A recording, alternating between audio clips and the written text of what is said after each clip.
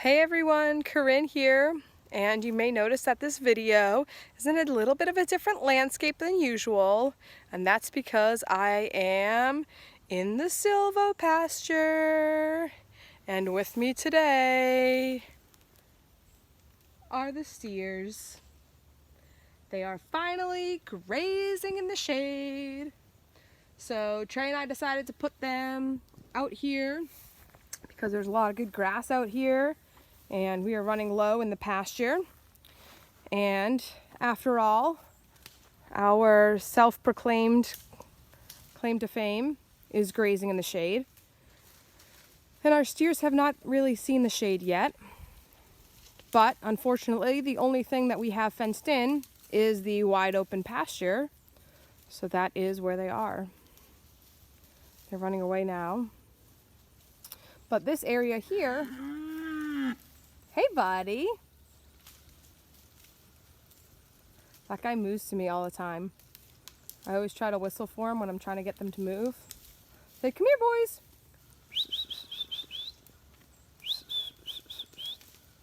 And that guy usually moves back at me. And he's the only one I've noticed that does it. But the other guys are just kind of meandering on over here. Obviously this is not an ideal grazing situation because there's all these dead trees.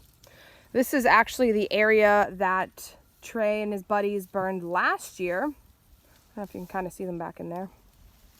But there's all this green grass that's in here.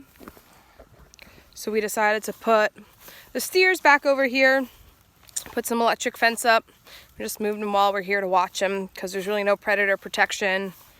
We actually did see 2 dogs. Not sure if they're wild or not, or if they're somebody's, but they're loose. They're moving again. That's the only one that moves. So funny. Basically, we just put them in here. They're in the shade. It's actually really hot for South Carolina. I don't know, it feels like it's 80 degrees. It's probably not. But for December 27th, it is definitely warmer than I would imagine it to be. So they're just kind of exploring right now. So I'm walking through here and I am plotting our fence because we have a pretty cool app that we use, a program to track our grazing and our farm projects. And so I needed to know where they were so I could map this area out and add it to their grazing plan. But we are going to burn this. The South Carolina Forestry Commission is going to burn this and all of our other silvopasture. This winter, hopefully, we have about 78 acres that we're going to get burned. And after that, hopefully, majority of these little sweet gum trees you can kind of see behind me that are pretty super dead. And if you look here, it's just probably, oh, that was easier than I thought. You know, they're just like totally dead. So the cattle are kind of trampling that down a little bit. They shouldn't consume so much of the kind of forages in here that then we're unable to burn.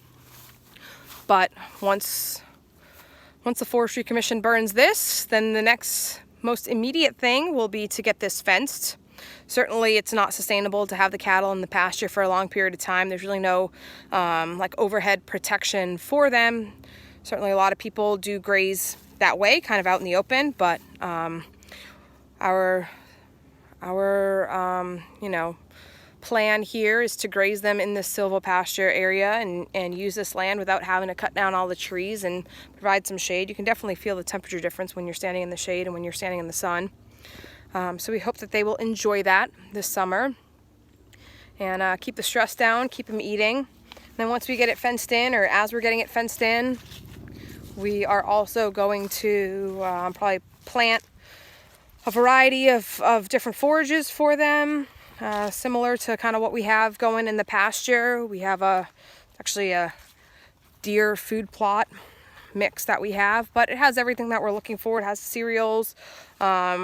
So that would be like your, please feel free to correct me, but that would be kind of your rye, your wheat, your oats. We have legumes, which would be, I think rapeseed is legume, and cowpeas. And then we have our brassicas, which are, I think the rape is a brassica.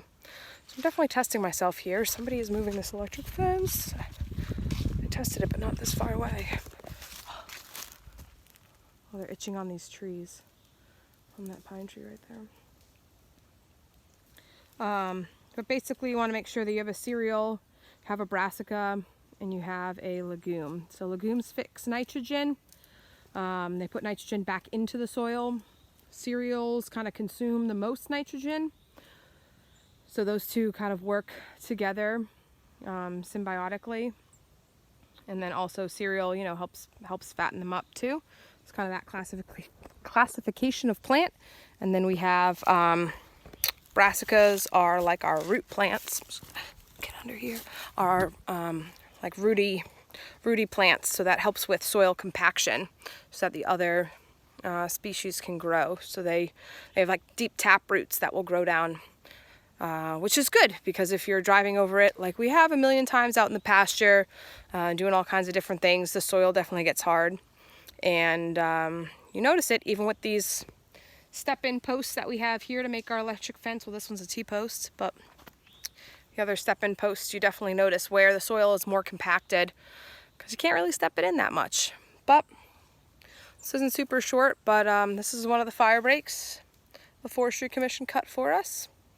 And I'm going to keep on mapping out the perimeter of this. But I just wanted to show you the boys in the shade.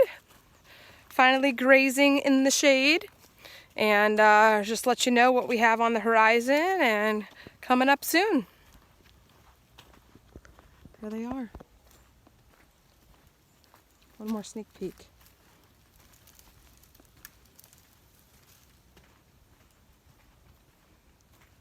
They're very interested in me, it seems like. All right, that's it for today.